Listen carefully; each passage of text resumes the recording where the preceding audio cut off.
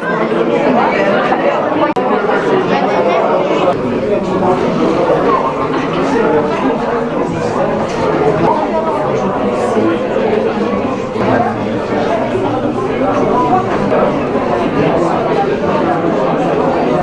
dans la salle des mariages de l'hôtel de ville de Saint-Sevé.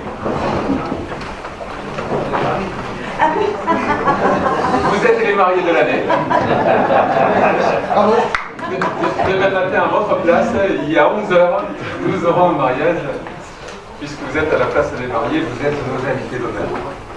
Et je voudrais, au nom de l'ensemble de nos concitoyens, vous remercier d'être là, présent avec nous ce soir, pour ce compte à rebours qui est lancé officiellement. Dans 2 mois, c'est les fêtes. Dans 2 mois, il fait beau. Dans 2 mois, les arènes sont pleines. Dans 2 mois, il faut 3 porteurs à la sortie de la courrière. Peut-être 4 s'il faut les taureaux. Je voulais vous dire que annoncer les fêtes à Saint-Sevé, ça se fait depuis très longtemps. Saint-Sevé est la ville qui a la chance dans les Landes d'avoir les fêtes les plus anciennes. Les plus anciennes du département. À Dax, je ne sais pas si faisait des fêtes. À Mont-de-Marsan, je ne sais pas si la cité existait déjà. Qu'à Saint-Sevé, en 1452, c'est acté par un écrit de Charles VII, le roi de l'époque, qui intervient. Qu'est-ce qui se passe à Saint-Sevé? Pour la Saint-Jean-Baptiste, il est dit. Dans les rues de la ville, on affronte les taureaux. Était-ce des écarlandais, des sauts? Y avait-il une molette? On ne le sait pas. Et cette année encore, on va faire pétrer la tradition pour la Saint-Jean-Baptiste, au solstice d'été, c'est-à-dire le jour ou la nuit la plus courte, on va festoyer. Et on va festoyer avec la jeunesse éclatante de la classe, ceux qui ont 18 ans, souvent imités, jamais égalés.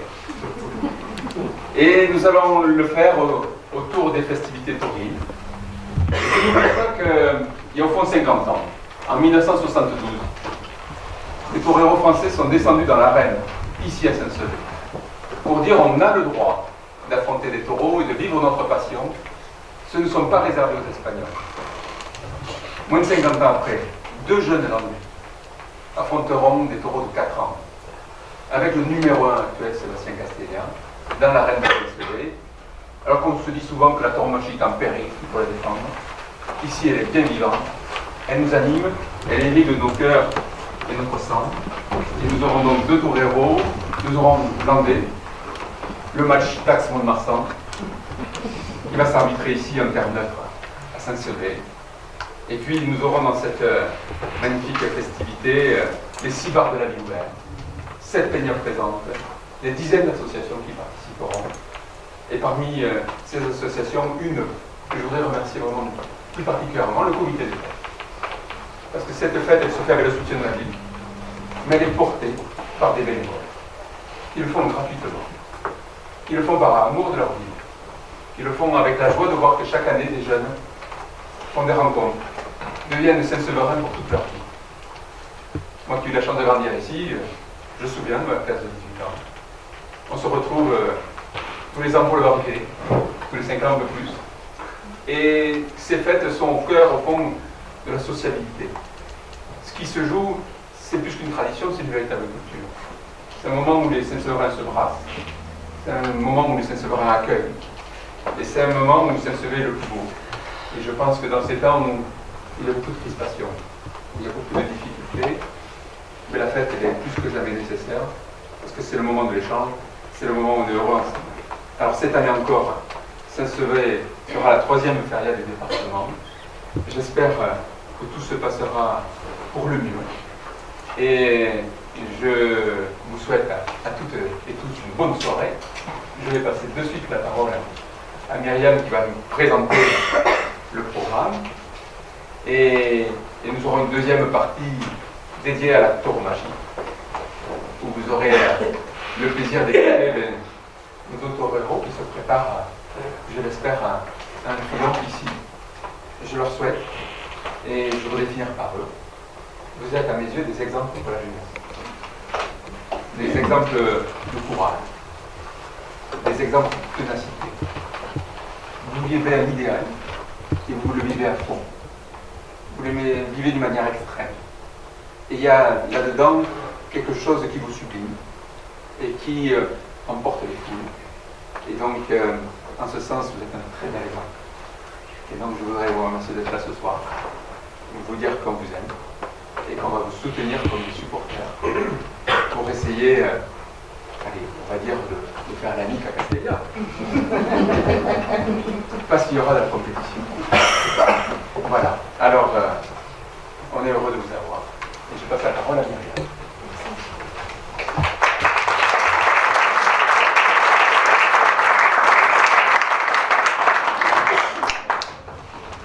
Donc, tout d'abord, nous allons parler de notre concours d'affiches. Donc, ce soir, nous allons dévoiler l'affiche des fêtes gagnantes. Alors, petit rappel, nous avons reçu 17 concurrents, 17 participations de l'affiche. Et au bout d'une première sélection, nous en avons retenu 5. Ces 5-là ont été mis sur Facebook et possibilité de voter aussi à la mairie directement dans une urne. Et au total, nous avons eu 2322 votants. Ce qui est pas mal.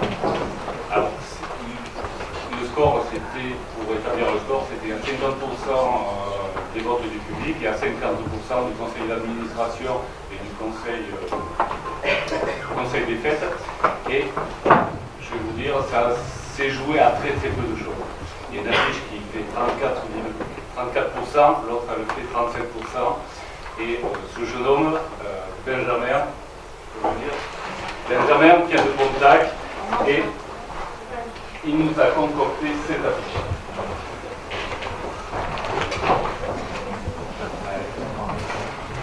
Voilà l'affiche des fêtes.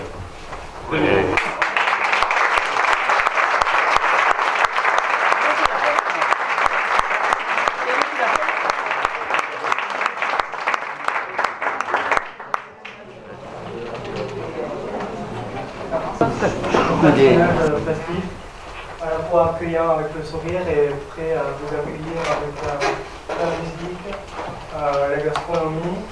Et en arrière-plan, on voit le village un peu qui s'anime, qui s'illumine.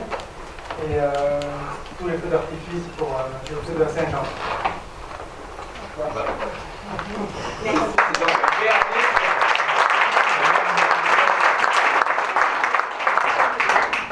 Moi, je suis Benjamin Mirassou, je viens de Contact, à côté de Pau, à 30 km à peu près.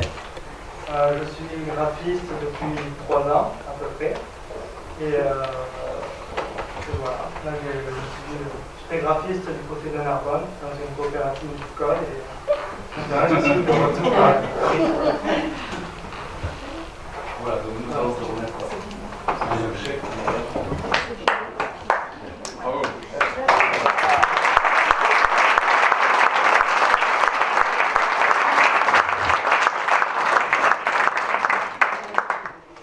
Ce jeune homme, vous le reverrez pendant les fêtes, puisque nous l'avons invité à passer le week-end à Saint-Sevé. Les 450 € seront réinvestis dans les barres de vie. C'est bien. Il y a beaucoup de gens qui ont voté. De 2300. De 2300 bien. Ah bon? C'est beaucoup.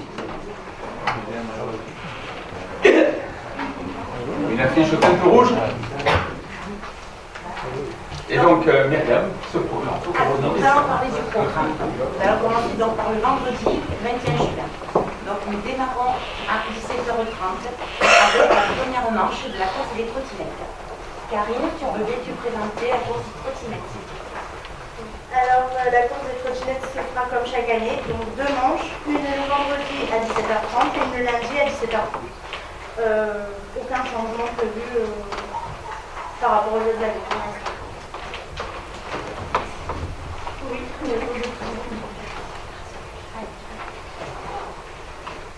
Ça, c'est la course. Ah oui, c'est vrai. Oui, voilà, j'ai manqué. Voilà. Ils font le tour de l'abbatiale. en trottinette, avec la voiture balai de la police municipale. Et vous voyez qu'il y a de la compétition là aussi. L'honneur est en jeu.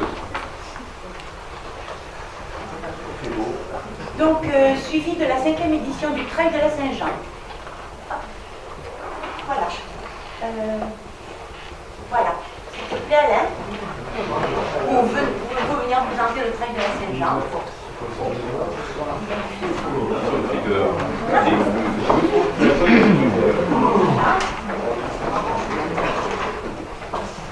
Bon, voilà, on a fait beaucoup d'affiches. Donc,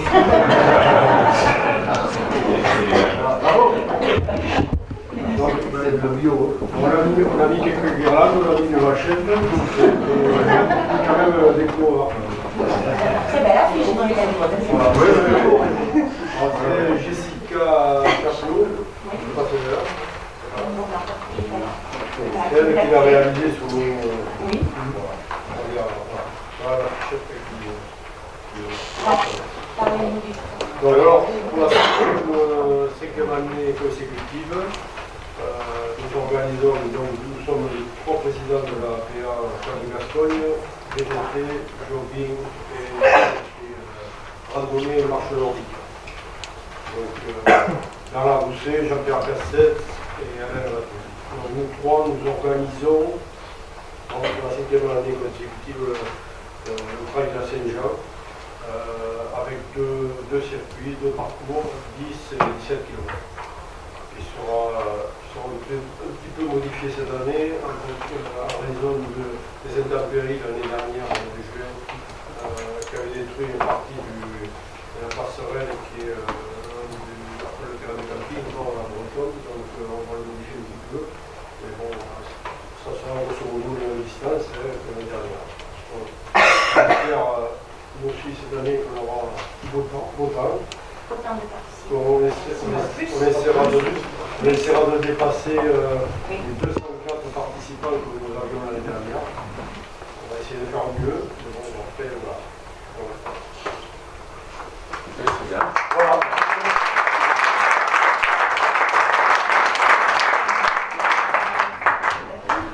Ensuite, donc à 21h30, nous avons la présentation de la Reine des Fêtes et de ses demoiselles d'honneur. Merci.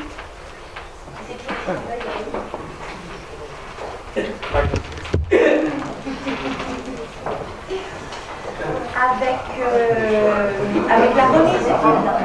Alors, je crois que la Reine des Fêtes et le président et les demoiselles d'honneur de la classe sont là. Ils vont se lever et se présenter.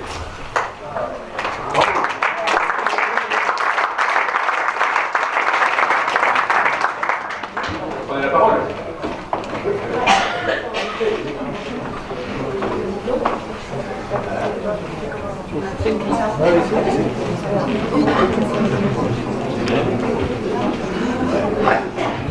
Du coup, moi, je suis José Cric, président de la classe de Saint-Sevé. Pauline Domati, la reine des fêtes. Alison Segas, la première dauphine, et Sarah Raya, la deuxième. Donc cette année, on s'appelle les Pescaia, donc on patoie les pêcheurs. Donc voilà, ce sera notre thème et notre discipline pour les cérémonies.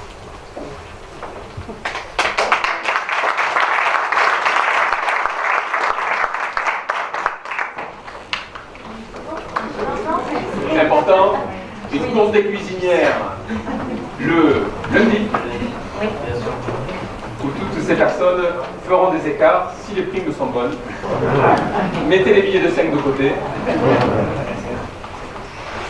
C'est grave. Pour la coca. Voilà. Donc, voilà, avec la remise des clés donc, de la ville à la classe par M. le maire, suivi donc du feu de la Saint-Jean, avec les danses traditionnelles. Les bars des plaignards, les bodegas, le bal vous accueilleront tout au long de la nuit. Le samedi, nous vous proposons une journée gastronomique à Morlanes, avec le marché, le comice agricole et le concours de ballotine. Mais aussi, il y aura un concours de quilles, de pétanque, un concert à l'EHPAD, une démonstration au skatepark, une cavalcade, un bal et le repas des associations. Notamment, il y a la journée des enfants. Alors cette année, pour la journée des enfants, elle aura lieu place du tribunal. Donc l'ouverture de la journée est prévue à 10h30 avec une remise des clés par les représentants de la mairie et de la classe. Le thème de la journée cette année, c'est les jeux des kermesses dans le temps. Donc en fait, nous allons construire des jeux de dans le temps, comme la course en carton, la course à la cuillère, la course en sac, enfin tout nous avons. De 10h30 à 15h30, il y aura un maquilleur pour les enfants, mais aussi pour les parents. À 12h12, il y aura l'anti-héros des enfants. Cela ne change pas, suivi de l'apéro. Pour les enfants, bien sûr. On continuera les jeux jusqu'à 16h. À 16h, il y aura un spectacle de Jim Doom et Tonix. C'est un spectacle de ballon, de sculpture de ballon, avec de la musique et beaucoup d'animation, donc pour tous les enfants de tout âge. À 17h, il y aura le goûter. 17h30, remise des clés des enfants pour la fermeture. Et bien sûr, on vous réserve quelques surprises tout au cours de la journée. Donc venez nous voir et voilà. Ensuite, nous avons fait un concours d'affiches pour les enfants. On a essayé de faire un petit peu comme pour les grands. Donc la fin du concours se termine vendredi. Donc on espère avoir des propositions d'affiches et on la dévoilera dès qu'on l'aura. Voilà. Merci Karine. Merci.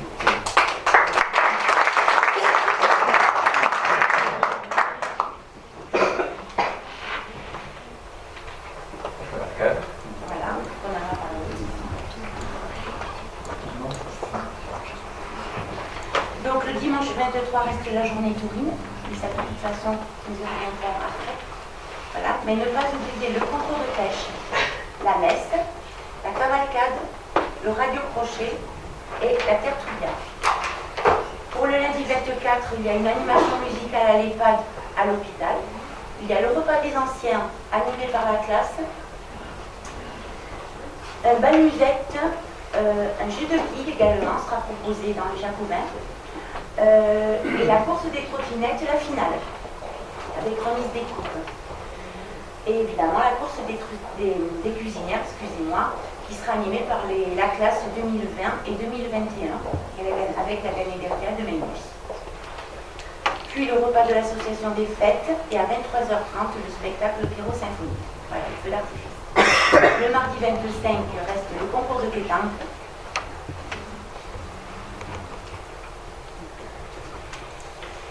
La restitution des clés par la classe et le concours landais.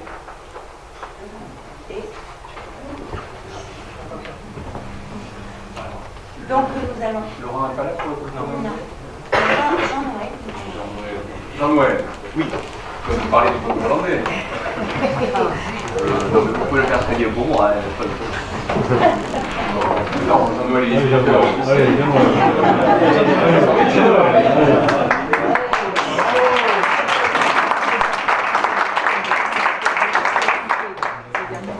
Bonsoir tout le monde.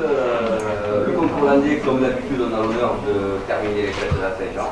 Donc, il sera le mardi soir à 21h30. Il sera précédé d'un repas offert à tout le monde, ouvert à tout le monde, sur l'esplanade des arènes. On espère avoir les meilleures poussières et bien sûr les meilleurs capteurs suivant la voilà. Et l'affiche est à venir dans les jours qui suivent. Merci Jean-Noël. Merci Jean-Noël.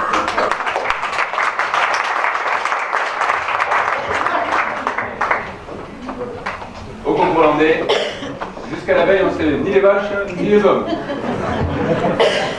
Magnifique. Alors, on va passer maintenant peut-être à la journée taurine. Voilà, tout à fait. Voilà. Alors, on va appeler Cédric, Président de la section. Bonsoir à toutes et tous. Donc la journée taurine va effectivement se dérouler le 23 juin, dimanche 23 juillet. Elle va commencer le matin à 11h par une fiesta campera Donc je peux d'ores et déjà vous dire que les novios qui seront présents à cette Fiesta Campera sont ceux des frères Batz de Kona, Pierre et Philippe, voilà, de novios, qui seront combattus par des jeunes qu'on n'a pas encore tout à fait désignés, donc c'est un cours de finalisation. À midi, il y aura le repas de la piscine à Morlane, où tout le monde est convié. Voilà, donc je vous invite à réserver parce qu'on se limite quand même un petit peu au niveau des places parce que ça fait beaucoup de travail, donc on part sur 500 repas à peu près, donc je vous invite à réserver. Ce repas est pour un montant de 14 €. Il y a également au même moment au Club des Jacobins un repas d'entreprise partenaire. C'est quelque chose d'important qui nous permet d'avoir une bonne visibilité sur cet événement, sur ce spectacle qu'on monte le dimanche pour la journée taurine. Et puis l'événement de la journée, c'est cette corrida de taureaux qui va avoir lieu à 18h. Voilà, donc pour vous expliquer un petit peu les choses, on a pris l'habitude maintenant qu'on organise cette corrida depuis 4 ans à Saint-Sevé, de se retrouver début septembre, octobre, pour parler de la section taureau, pour parler des toreros, des taureaux qu'on aimerait voir à Saint-Sevé. Et puis on couche quelques noms sur un papier, on discute, ça fait parfois l'objet de pas mal de discussions. Et on donne tout ça à notre conseiller qui est Michel Bertrand, qui part en négociation et tractation. Et cette année, le résultat de ces négociations, ça a été le résultat une corrida qui sera totalement inédite, parce qu'on va avoir 3 toreros français, dont 2 de ces 3 toreros seront des Landais. Ce n'est jamais arrivé, c'est pour ça qu'elle est inédite. Ils sont ce soir parmi nous. Je tiens à les remercier au nom de la section taureau d'avoir répondu à notre invitation.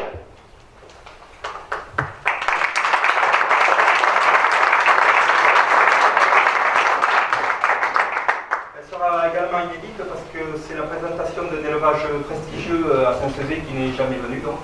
C'est Victoriano del Rio qu'on voit dans toutes les arènes, qu'on voit triompher dans beaucoup de grandes arènes.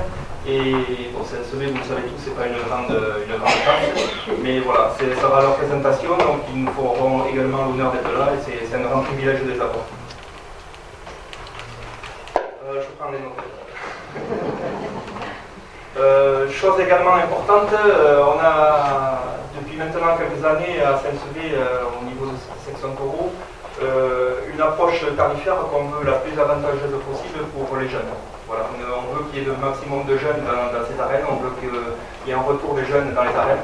Donc on a mis des conditions en place. Je peux vous les citer. On a un tendido qui leur est réservé. Donc pour les moins de 18 ans, il y a un tendido qui sera à 15 € pour les moins de 18 ans.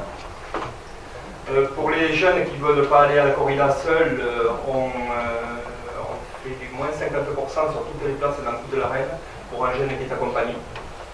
Et la gratuité, bien sûr, pour les moins de 10 ans. Voilà. Amener les enfants aux arènes. Voilà. Quelque chose qui nous tient à cœur également, on a une harmonie municipale qui a changé de chef et c'est un jeune chef, Julien Garcia, qui a repris le flambeau de cette harmonie. Il n'était pas présent dans nos arènes depuis quelques années maintenant et on a souhaité le réassocier de nouveau à cet événement parce que c'est important, une harmonie à Saint-Sevé avec un jeune chef qui veut s'impliquer dans le milieu taurin. Il nous semble très motivé, donc voilà, il sera parmi nous et l'harmonie municipale sera parmi nous le 23 juin.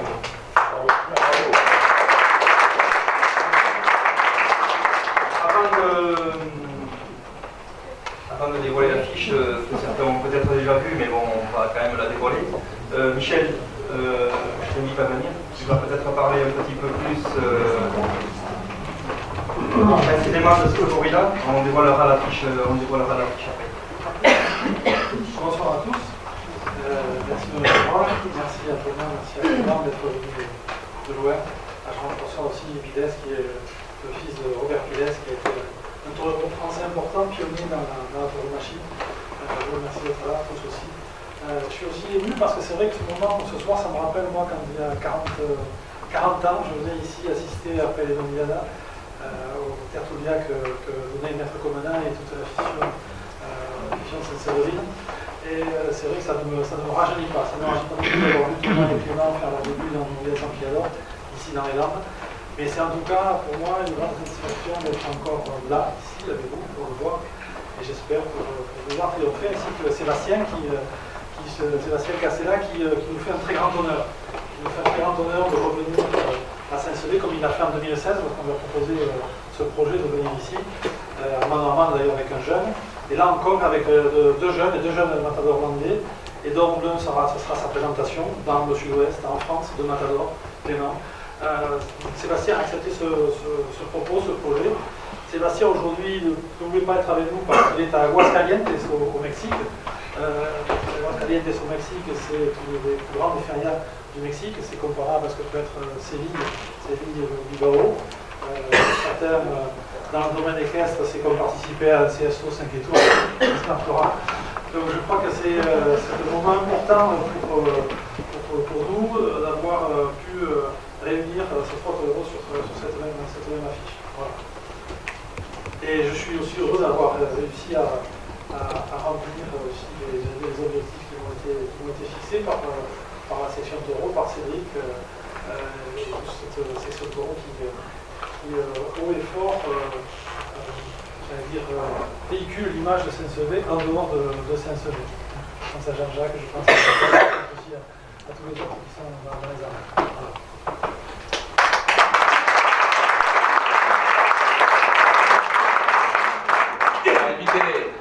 Donc le torero à se lever et c'est ça la première. Je vous précise avant de la dévoiler, vous l'avez vu certains devant l'office du tourisme. J'ai oublié de dire d'ailleurs que les locations ont débuté à l'office du tourisme depuis déjà quelques semaines. Et bon, ça démarre bien, il faut continuer. Voilà. Donc certains, vous l'avez vu devant l'office du tourisme, on va quand même la dévoiler. Elle est signée d'un artiste bayonnais, Jean-Marc Barnèche, qui nous fait le plaisir depuis maintenant quelques années de nous aider dans la réalisation de cette affiche. On remarque que vous ne pouvez pas être présent ce soir. On va demander à la présidente de l'association des fêtes de la dévoiler.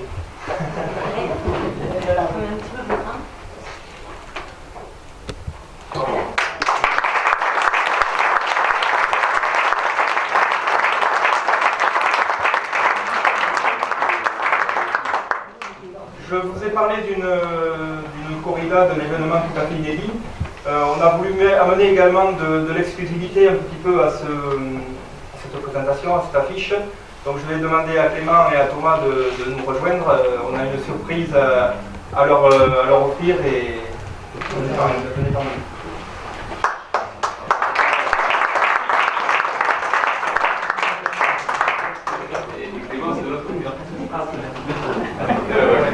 Bon, ça n'est pas trop d'importance finalement.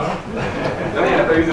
Si, mais ça n'a pas d'importance. On va vous demander d'enlever les deux affiches qui sont la première, qui doit tenir avec votre affiche. C'est bon.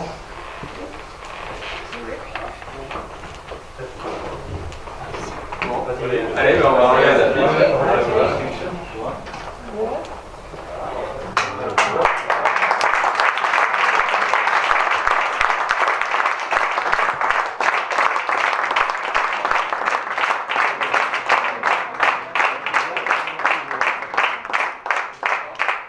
Mesdames, il y en a pour tous les goûts. Le brun, le blanc. Et attention, il est marqué en gros, je vous attends. Alors bien évidemment, c'est un clin d'œil, je vous attends, c'est à vous public. Je crois qu'aussi on va remercier les représentants des associations des deux toreros qui sont là ce soir, les amis de Thomas, la Peña Thomas, la Peña Azor aussi qui soutient Clément. De s'être mobilisés, ils vont continuer à se mobiliser. Je crois que c'est important qu'ils le fassent parce qu'il y a 20 ans de ça, dans le sud-est, à la suite du mouvement des toreros français qu'avaient initié Simon Casas, Robert Pires, Frédéric Pascal, Fabic et d'autres, il y a pratiquement 45 ans. Il y a 20 ans de ça, il y a 3 arènes du sud-est, Béziers, Arles et Nîmes, qui avaient pris le pari d'aider des toreros français. Ça a été Jean-Baptiste Javert, ça a été Sébastien Castella. Ça a été aussi Stéphane Fernandez-Meca, Denis Loré, et ça a montré le chemin à beaucoup d'autres toreros français.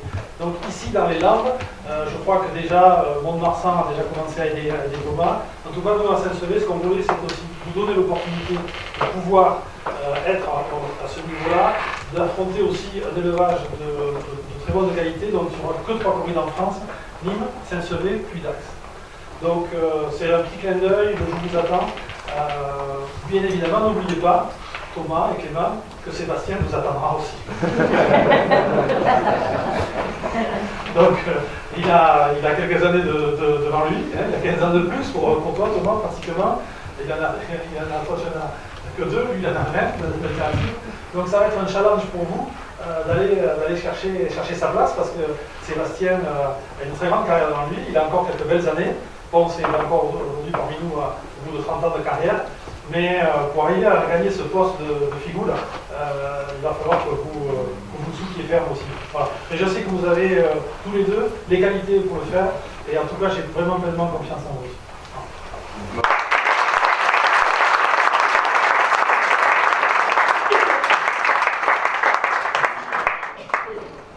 Non, on va les écouter parler un peu quand même.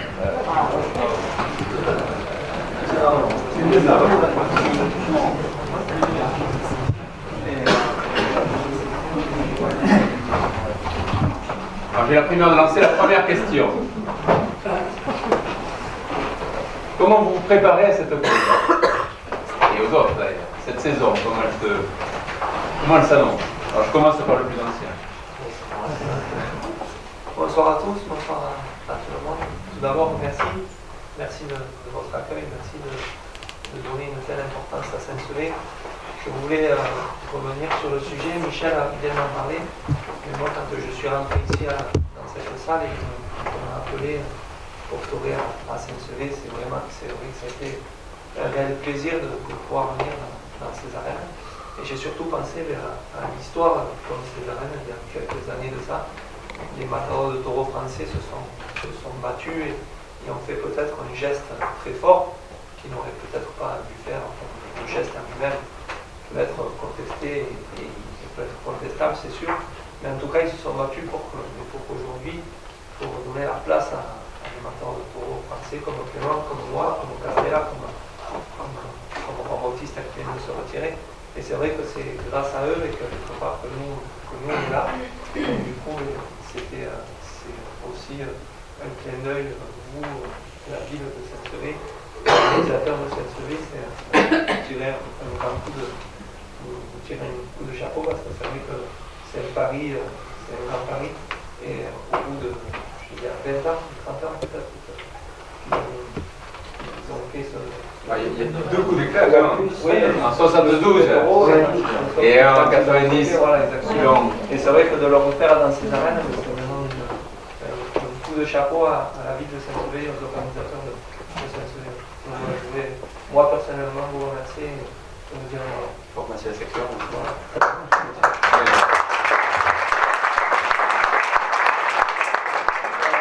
Pour répondre à votre question, alors, préparer Saint-Sevé, c'est surtout préparer l'ensemble d'une saison. J'ai une date très importante pour moi dans ma carrière de cette année et dans ma carrière de matador de taureau, c'est Madrid, la période de Madrid, c'est la prochaine corrida pour moi, ça sera le 14 mai. J'ai l'honneur et la grosse responsabilité, on va dire, d'ouvrir la feria de Madrid. C'est vrai que pour moi c'est un rendez-vous très important auquel je me prépare depuis de nombreux mois. Il y a un salon devant la mer, je ne sais pas pour ceux qui ne connaissent pas, c'est dans le fin fond de l'Espagne, dans le sud de l'Espagne, où je me prépare depuis de nombreux temps pour une saison très importante et pour, je l'espère, arriver à Saint-Sevé dans les meilleures conditions possibles. Combien de contrats avant Saint-Sevé? Avant Saint-Sevé, j'ai Madrid qui va arriver, après j'aurai le plaisir de pouvoir la faire à Nîmes, à la faire de Vie et Saint-Sevé. Normalement, je vais encore.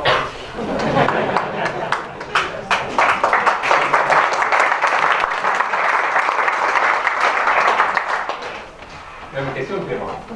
Mais du coup, je vous remercie tous d'être là, c'est vrai, pour votre accueil aussi, pour cette chaleur qu'il y a ici, de nous recevoir et de mettre autant de passion dans ce que vous faites.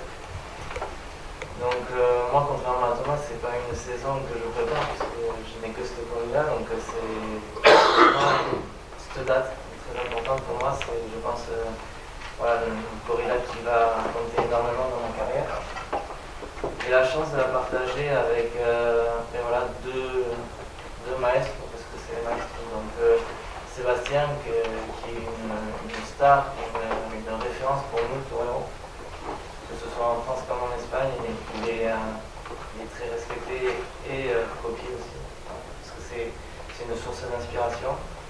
Et Thomas, que j'ai pu beaucoup apprendre aussi, puisque dès qu'il était en Saint-Picador, j'ai commencé à suivre son évolution, ainsi qu'impliqué. Après, bon, maintenant, Matalon déjà depuis quelques années. Donc pour moi, c'est un grand honneur d'être ici à Saint-Sevé, de le partager avec tant de qualité. Enfin, moi, je trouve que c'est un cartel avec beaucoup de qualité, de la part des taureaux aussi, puisque bon, c'est un élevage de première catégorie qui vient dans une arène de troisième, donc beaucoup de chance pour nous d'avoir cette corrida-là. Et après aussi de revenir à Saint-Sevé, puisque j'y ai déjà fait 2 fois le passé en Noviada, et que ça s'est toujours très bien passé, donc je suis très heureux de revenir. Ce qui est ma préparation, donc c'est beaucoup plus simple, c'est basé dans le sud-est. Pourquoi? Parce que j'ai vécu en Espagne et que j'ai passé un petit moment et que j'avais besoin de revenir au pays un peu. Donc voilà, là ça se base surtout sur la partie de Arles et Nîmes. Après je suis allé à Salamanque, je suis descendu aussi dans le sud de l'Espagne, mais bon, pour l'instant c'est basé surtout dans la Camargue. Très bien.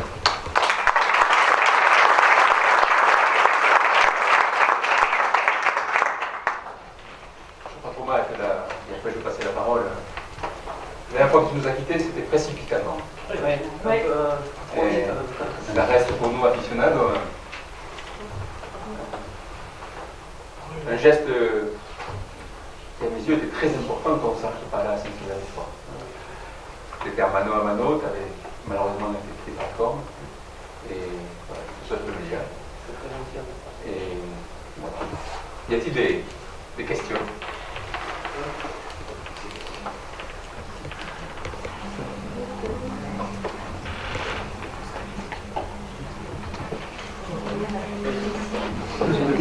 La première, la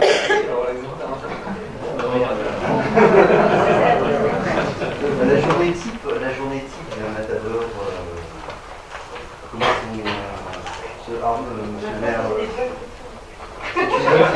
François, tu connais sans doute, moi je connais. Comment on parle de préparation, mais votre journée type c'est quoi? Alors la journée type, Clément il vous répondra après parce que chaque torero a sa propre façon de préparer pour une corrida. Et c'est vrai que moi j'ai l'habitude le matin, quand je me rappelle dans la matinée, d'aller faire ce qu'on appelle entre guillemets chez les sportifs, même si on n'est pas nous personnellement des sportifs, faire comme un réveil musculaire sur des stades, dans les marchés, des entraînements.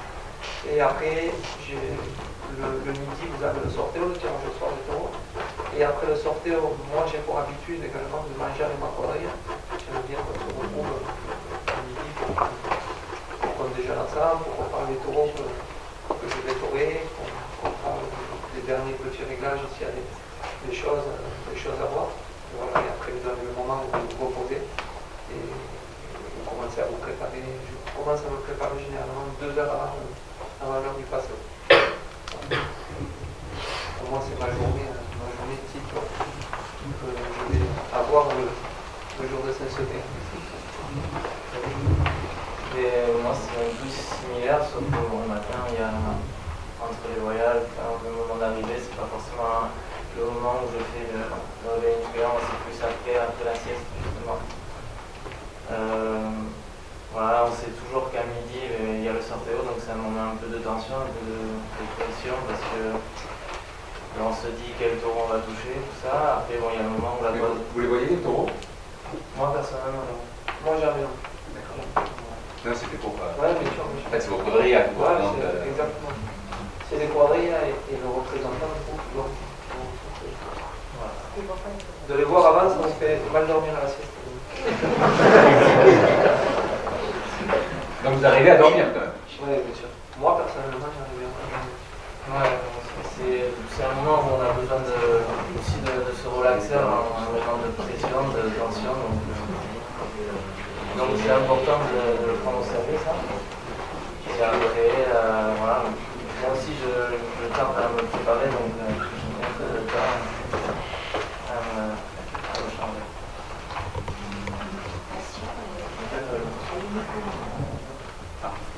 Pose la question plus forte. Pardon, votre passion, votre passion, elle est née comment? Si elle avait plus ou moins d'argent, Oui, bien sûr. Alors, la passion, elle est née, je suis originaire d'un petit village à côté de Vidal de Marsan, de Lefrèche, qui est pas loin d'ici. Et si vous voulez, il y a de nombreuses années de ça, les aficionados d'ici doivent connaître à l'époque, il y avait à Vidal de Marsan des grands festivals taurins organisés, où venaient toutes les plus grandes vedettes de la tauromachie, où Romeo, Pedro Paula, Manzana, tous les plus grands sont passés par là. Et faisait partie de l'organisation, donc le maire de mon village, qui était M. Georges Dumont de l'époque, qui était très ami avec Manolo Cortés. Manolo Cortés est un grand maître de Séville, à côté de Séville, qui montait ce festival-là. Et c'est vrai que Jojo Dumont, l'ancien maire de mon village, vivait à on va dire, un petit kilomètre de la maison ma maison familiale, de la maison de mes parents, et il venait passer quelque temps, une semaine ou 2 semaines avant chaque festival taurin, chez Jojo Dumont. Et moi j'avais connu la tauromachie à l'âge de 5-6 ans de par des vidéos, donc c'est vrai qu'on ne peut pas parler de passion à cet âge-là, parce qu'à 5 ans on n'est pas vraiment passionné par quelque chose, mais c'est vrai que c'était quelque chose qui m'attirait énormément. Et donc le maire de mon village, quelques jours m'a fait rencontrer donc Manolo Cortés. Donc, pour moi, c'est comme, je ne savais pas qui représentait dans la tauromachie, mais rien que le fait de savoir que c'était un amateur de taureau, pour moi, c'est comme si je voyais un dieu devant moi. Et donc, c'est vrai qu'après, j'ai eu la chance d'aller le voir taurer au festival. Et pour moi, c'est un déclic. Donc, je vous dis, j'avais 5-6 ans, et depuis ce moment-là, j'ai toujours bassiné mes parents pour aller dans une première école taurine. Mes jeux à l'école, c'était de m'entraîner à taurer. Ma grand-mère, elle me faisait des capes et des boulettes, comme on le trouvait, jusqu'à l'âge de 9 ans, où j'ai pris ma première école taurine. Et voilà, de là, l'apprentissage. Et une grande partie de mon apprentissage, d'ailleurs, s'est déroulée chez Richard Millian, à quelques kilomètres d'ici. J'ai une question à poser à Thomas, parce que on parlait de comment être la génétique d'un tourneur. Alors, le jour de corrida, elle est en général réglée, mais des fois, elle se trouve dans des circonstances assez particulières. Alors, d'ailleurs, il y a une similitude, je ne sais pas pourquoi, dans les compétitions des galères, la famille de Pires et puis la famille de Fou, terrible, parce que la générale de Thomas, Jean-François Pires, son papa, Robert, qui était un amateur de taureau qui avait été un petit domaine de Dominique, s'est retrouvé un jour touré en Yougoslavie avec Dominique devant Tito.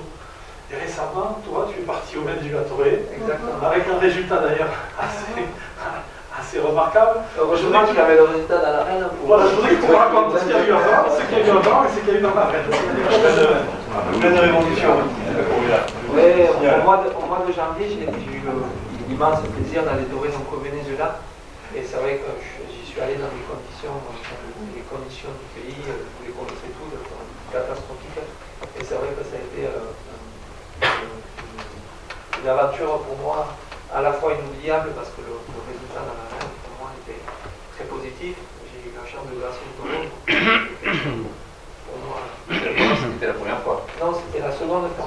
J'avais gracié l'année d'avant le taureau de la Quinta à Châteaurenard. Mais ça reste toujours, quand on gracie un taureau, ça reste toujours un moment magnifique, et surtout de l'avoir aussi loin de chez vous. Et ça a donné encore plus d'importance à ce réalisme de par la parce que c'est vrai que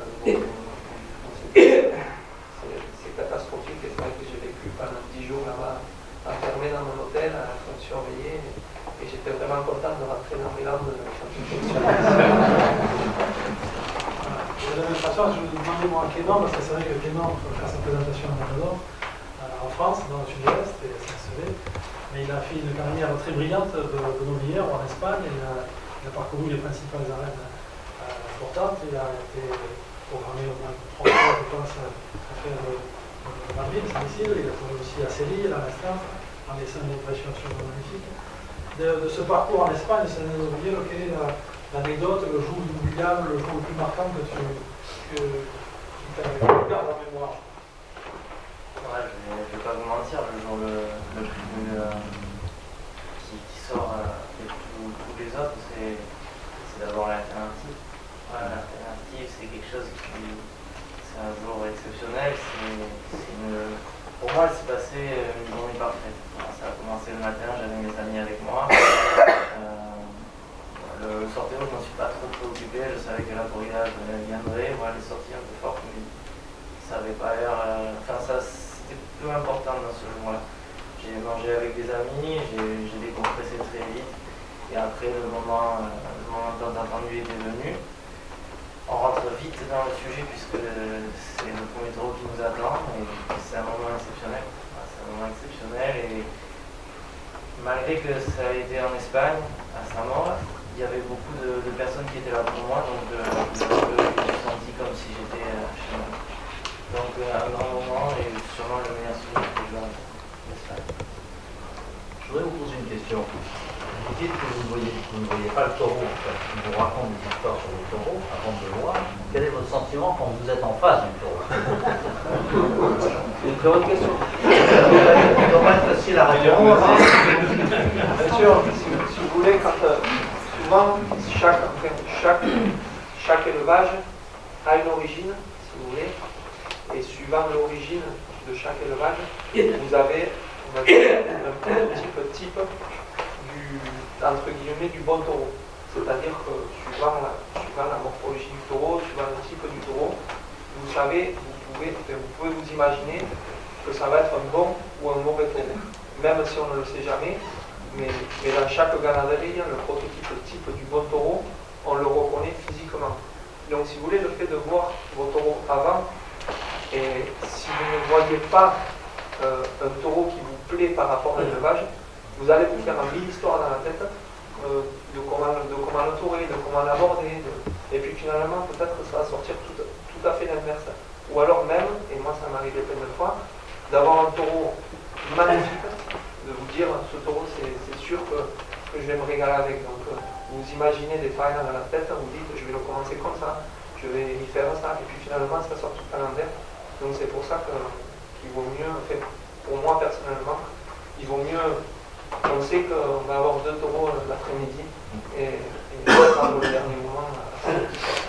Donc vous réagissez au dernier moment. Exactement. Même si comme vous l'avez dit, votre quadrille, après le sortéo, ils vont vous dire en plus ou moins comment sont les taureaux.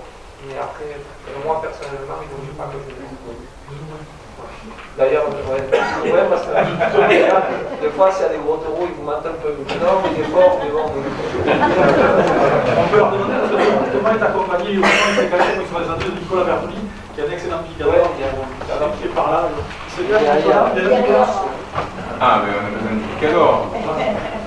Moi j'ai une question par rapport à l'élevage qui va être présenté à CNCV de Victoria Novel Rio, puis à la destination de Thomas, parce que je crois avoir souvenir que tu les as taurés, je me trompe peut-être. Je voudrais savoir qu'est-ce que tu penses de ces taureaux et voilà, où c'est que tu les as taurés et qu'est-ce que tu en penses. Alors j'ai eu la chance de les tourner de Novier, ces taureaux-là. Et non, je les ai déjà tournés de Novier, c'est vrai que Victoria Novel Rio, c'est un élevage où les taureaux sortent avec une très grande qualité, si vous voulez. Et la première qualité qu'ils ont pour moi, c'est qu'ils ont beaucoup de moteur, c'est-à-dire c'est des taureaux qui bougent énormément et qui ont énormément de transmission, qui sont bons pour le taureau parce qu'ils obéissent à ce que vous leur demandez. Mais ce sont des taureaux qui ont beaucoup d'émotions pour le public parce que ce sont des taureaux qui bougent beaucoup. Et pour nous, taureaux, et je pense que pour tout le monde, c'est la même chose, on a besoin de ça, on a besoin de taureaux qui transmettent de l'émotion pour justement pour faciliter la communication avec le public. Et c'est vrai que c'est d'élevage à l'heure actuelle qui réunit toutes ces qualités-là. D'ailleurs, si vous regardez bien, à Madrid, qui est la première feria au monde, chaque année, vous regardez la forêt de Victoria Merlillo, chaque année il se passe quelque chose. Chaque année, c'est soit des toreros qui sont en triomphe, ou un torero qui coupe une grosse oreille. Victoria Merlillo, c'est toujours une terre qui apporte de grands triomphes au torero. Je pense que si elle vient, comme je l'ai expliqué tout à l'heure, le type d'élevage, c'est un élevage qui se jouera nous permettra de nous régaler. Oui, je les ai tournés de nos livres aussi. Et je me souviens d'un triomphe, donc c'est avec grand plaisir que je reviens les tourner. Après, voilà, c'est comme il l'a très bien expliqué, c'est un taureau qui bouge énormément, c'est pour ça que les vedettes les prennent pour les arènes de première catégorie, parce qu'ils ont justement ce moteur, cette transmission qui permet de supporter deux pics, qui permet de supporter un public exigeant de première. Donc, effectivement, Saint-Sevé, elle a place de catégorie d'arène, mais elle a ce public qui va suivre, je pense, et notamment les bons aficionados qui viennent ici. Donc, pour ce parti, je m'en fais pas trop. Après, pour nous les taureaux, voilà, effectivement, c'est une arène qui peut paraître un peu petit pour ce genre de taureau, dans le sens où, effectivement, ils ont beaucoup de moteurs. Mais je crois que si on fait bien les choses, ça se passera très bien, que ça peut bien sortir. Y a-t-il une dernière question? On n'a pas eu comment il est venu à la tauromache. Ah oui, il n'a pas répondu à la question de Myriam. Merci Hubert.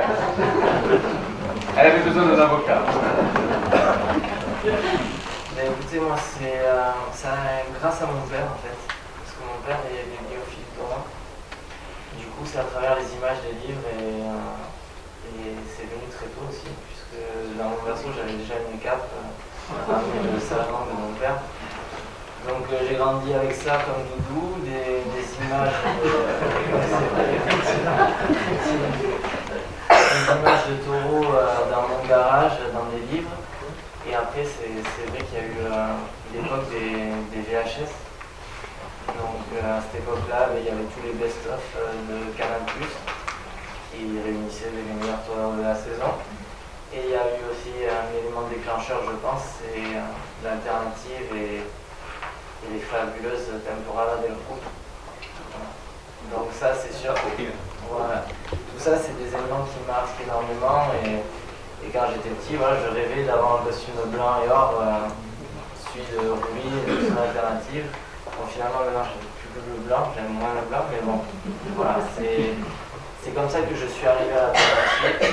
Et après, il y a eu autre chose aussi, c'est que très tôt, j'ai vu ma première noviade à San Picador, ça a été à 3 ans, très tôt, et il y avait Julien Escal. Voilà, donc ça a été aussi un autre élément, puisque j'avais la cape de passeur devant moi, je l'ai touché. Donc tout ça a fait que j'étais imprégné de ça. Et après, j'ai suivi Julien dans l'India appliqué aussi. J'ai été aficionado puisque j'ai été à des différentes corridas. Il y avait Flora qui se faisait à l'époque, moi j'étais de Bordeaux. Je suivais Dax aussi. Donc bon, mais voilà. Plein de souvenirs, plein de dates importantes dans ma mémoire.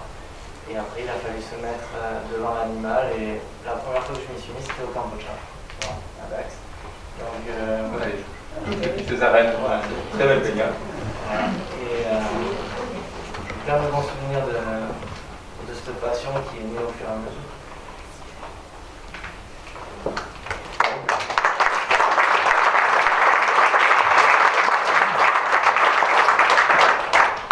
On va peut-être vous remercier. Et alors, j'ai Michel qui s'appelle. Il reste quelques places à vendre. 10 pour être précis. Non. On est largement l'attaque a bien commencé. C'est à l'Office du tourisme.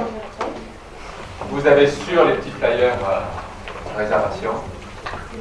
Donc l'effort qui est fait, très bien dit Cédric, auprès de la jeunesse, vient nous montrer à quel point c'est important pour la transmission, parce que vous êtes les témoins de la transmission faite par des adultes lorsque vous étiez enfant. Et donc, contrairement à ce que peuvent penser beaucoup, il faut amener les enfants à Arène. C'est un spectacle total. Et donc, à moins qu'il y ait une dernière annonce, on va vous inviter tous à partager le verre de l'amitié dans... On va faire la photo. Mais pour les inviter à prendre le verre de l'amitié et un petit cocktail dans la galerie, ne partez pas. On va vous amener tout ça.